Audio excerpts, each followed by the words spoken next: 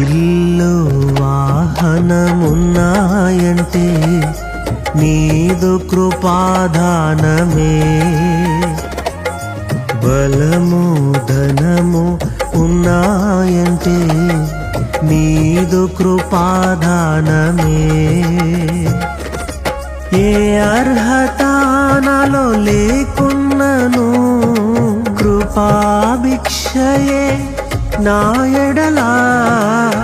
జీవితమంతా కృతజ్ఞుడను, జీవితమంతా పాడెదను.